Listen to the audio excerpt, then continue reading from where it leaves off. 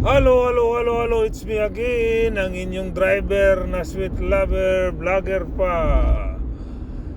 Good day sa buong mundo. Magandang araw o madaling araw dyan sa Pilipinas. Shout out sa buong mundo. Shout out sa Luzon, Visayas, Mindanao. Mga busing, madam. Bago ang lahat, please, nakikiusap uli ako at muli akong makikiusap. Please dalawin ninyo po ang aking YouTube channel, Idi Makasilang po. Mag-subscribe kayo at click ang notification at makita nyo ang all, i-click nyo yan para makita nyo po lahat ng mga in-upload ko doon sa aking YouTube channel, Idi Makasilang po.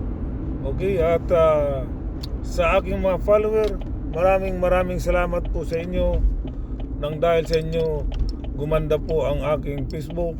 At sa mga hindi pa po nag-follow, please like and share sa aking Facebook. Maraming salamat po sa inyong lahat, mga busing, mga madam.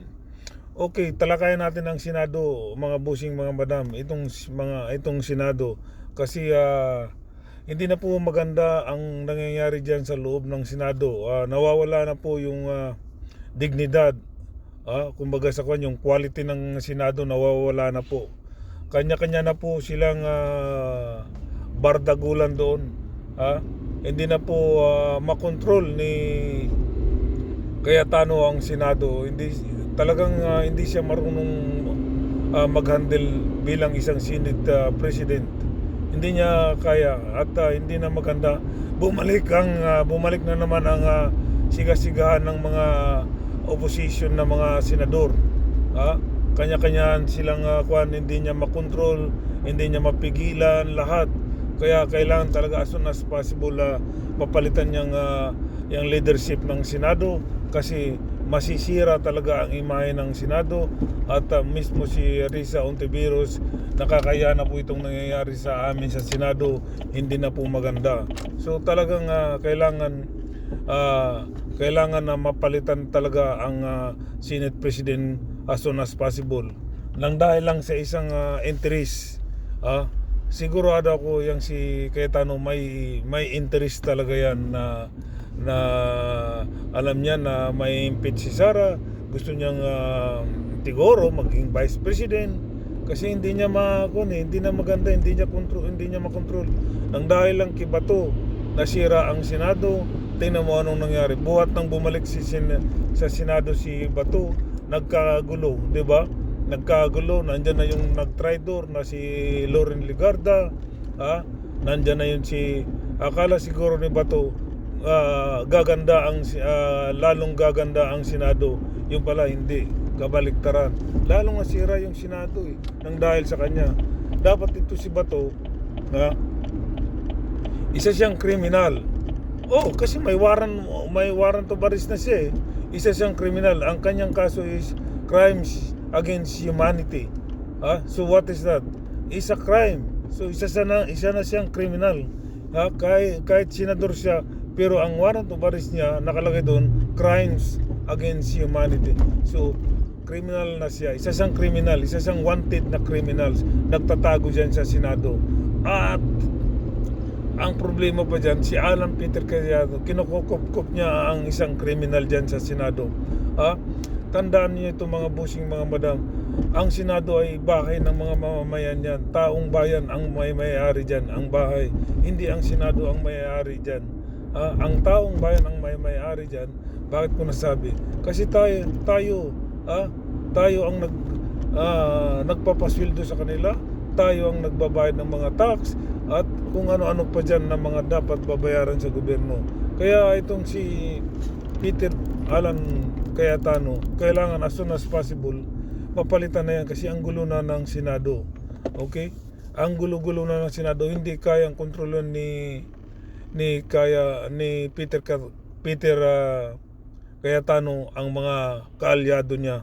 Lalo na si Robin Padilla. Ang gulo-gulo ni Robin Padilla, nagsasalita si Senator Kiko Pangilinan, sumasabat-sabat siya. Natural na nasigawan na tumaas ang busis ni Kiko Pangilinan at medyo nagkasagutan sila dahil nga bastos to si Robin, hindi niya kayang kontrolon. kontrolin. Hindi katulad kay Tito Soto, mga ganyang bagay, ini-stop niya kagad ang season. At pero ito si Cayetano, pinanodan ko, inayaan niya yung mga kalyado niya, hindi niya makontrol ang mga kalyado ng senador. Bumalik uli ang yabang ng mga kalyado, mga opposition na senador, si katulad nila Robin Padilla, Marcolita, lahat ang dami ng kailangan as soon as possible palitan talaga yan si Peter Cayetano sa Senado bilang isang Senate President, kasi hindi na talaga maganda ang pamamalakad ng diyan sa loob ng Senado. Nang dahil kay Bato, nagkagulo ang Senado, nang dahil kay Cayetano, sa interest lang niya, kaya ganun ang nangyari diyan, nagkagulo. Akala siguro ni Bato gaganda ang kanyang sitwasyon, pero hindi. Dapat ito si Bato isuko na ni Cayetano, kasi kriminal na yan, kriminal yan kahit anong kahit anong hindi alam ni Cayetano ang batas. Nagtanga-tangaan na lang yan si Cayetano para hindi niya nagtanga-tangaan lang yan para hindi niya ma-surrender si Bato. Hindi ko natawagin yan si Bato bilang isang senador. Bato na yan hindi naman yan kriminal na yan ngayon nagkakasala siya. Gumawa siya ng against mga crimes against humanity. Ilang tao ang tinutukhang niya. Tapos siya nagmamakawa. Paano yung mga pinatay niya, libo-libo? Tapos ang sinisisi niya, hindi daw siya ang pumatay. Sabi niya, hindi ako ang pumatay, ang mga pulis ang dapat kasuhan ninyo. Di ba? Ngayon yun ang mahirap diyan, mga busing, mga madam. Hindi daw siya ang pumatay. Ang sinisisi niya ngayon ay yung mga pulis. Nakuha ko yan napanuran ko yung in-interview siya galit na galit siya na bakit siya daw ang CECC. Ang mga pulis ang pumapatay. Bakit siya? Sira ulo talaga ito si Bato Hindi ba niya alam na dati siyang chief ng pulis? Dati siyang chief ng pulis. Lahat ng iutos ng isang pinuno ng pulis, susundin ng mga galamay, ng mga nasa mababang rank and file, di ba? Susundin talaga siya dahil siya ang chief ng pulis Tapos isisisi niya sa mga pulis. Bakit daw siya isisi? Dapat ang mga pulis na kung sino man yung pumatay, yun dapat daw ang kakasuhan. So wala na. Ang utak ni De La Rosa, mga busing, mga madam, wala na. Talagang aburido. Tingnan mo yung mata niya malalim na. Parang baliw na siya. Bigla siyang lumilingon sa likod, lumilingon sa kaliwa kanan. Baka inisip niya, baka may mag-aaresto na. Baliw na siya Wala na, out of control na si Bato, mga busing, mga madam. Kaya akala siguro niya gaganda yung Senado ng dahil sa kanya. Lalong gumulo ng dahil sa kanya. Isa pang dahilan na lalong gumulo ito si Loren Legarda, na isang traitor. Masama talaga ang loob nila Tito Soto at si Senator Pen Lacson sa nangyari. Kaya talagang sabi ko na sa inyo nung aking kinontent kahapon na si Loren Legarda isang traitor. So talagang totoo yan sinabi ko, dahil lang sa anak niya. Hindi niya makontrol yung anak niya na si Leandro Libiste Kung anong sasabihin ng anak niya, susundin niya, 'di ba? Nag-traitor talaga siya. Nagulat nga sila Tito Soto 'di ba? Mga busing, mga madam, ang nangyari diyan sa Senado, kailangan as soon as possible palitan yan dapat si sa leadership ng Senado yan, si Peter Alan Cayetano. Kasi wala na, hindi na maganda talaga ang Senado, hindi na maganda ang imahe ng Senado. Nagsisimula na ang mga taong nag-aaklas sa Senado, nagsisimula ng mag-rally dyan, mag-people's power. At sigurado ako, sinabi ko na hindi talaga ako nagkakamali, mga busing, mga madam. magkakagulo talaga yan hanggat nandyan si Peter Cayetano, kasi ang interest lamang ng ginagawa nila, yung mga opposition na dati, na minority dati, ang interest lamang, wala na sa kanila yung batas, sila yung masusunod dyan. Kaya nga sila nagkudita dahil ayaw nilang ma-impeach yung si Inday Sayad na yan.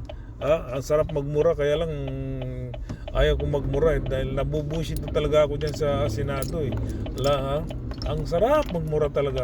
Kung hindi nga lang masarap magmura nabubusit na ako dyan sa Senado talaga. Hindi na maganda talaga. Kaya as soon as possible mapalitan na yan si Peter Alan Cayetano, kasi hindi siya marunong mag-handle ng bilang isang Senate President. Sana yan magbardalgulan si Senator Peter Cayetano. Sana yan magbardalgulan. Naalala nyo ba yung si Nancy Binay? Kahit babae pinatulan niya, di ba, dyan sa Senado? Naalala nyo?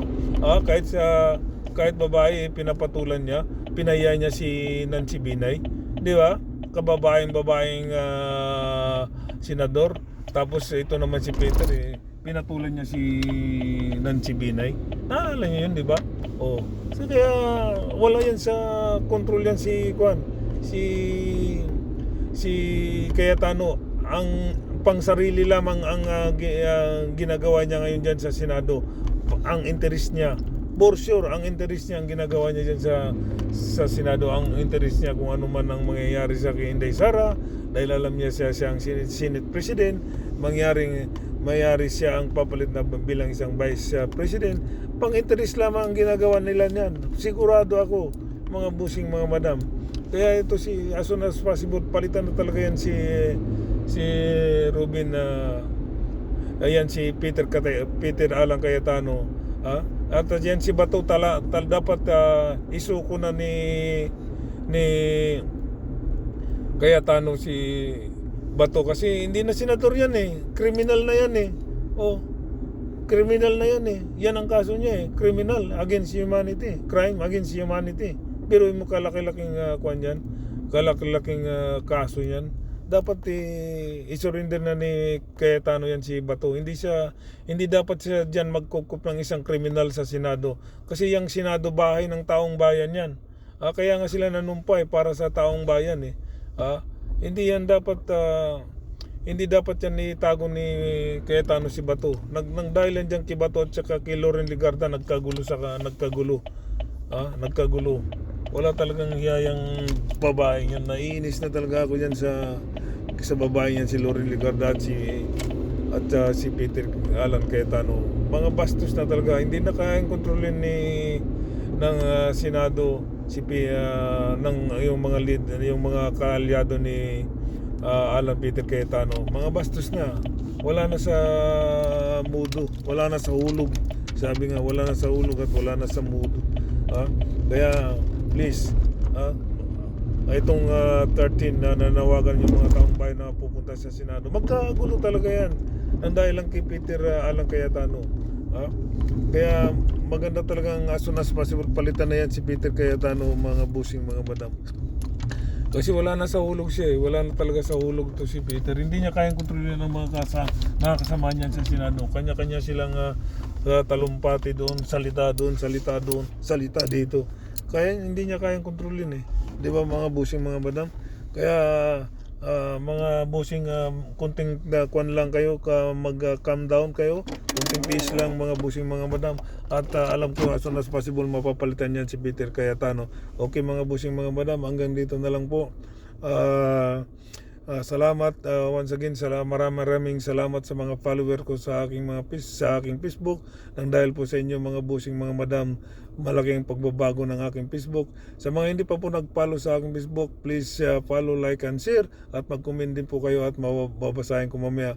Please, another po, makikiusap ako, please dalawin yung ang aking YouTube channel. Idi Makasilang po, mag-subscribe kayo doon. At nang makita nyo lahat ng mga in-upload ko doon, i-click lang ninyo ang notification at ang pati ang all para makita nyo lahat. At i-share nyo rin nyo, i-share at follow para ma-notify po ng YouTube ang aking channel na ED Makasilang YouTube channel. Okay, busing mga babae, mga busing mga madam, ang kapayapaan ay sumasa inyo at ang kapayapaan naman sa akin ay sumasa akin dito. Mga shoutout dyan sa inyo mga busing mga madam, Luzon, Visayas, Mindanao. We love you all. Love na love ko kayo mga busing mga madam. Bye-bye. Peace.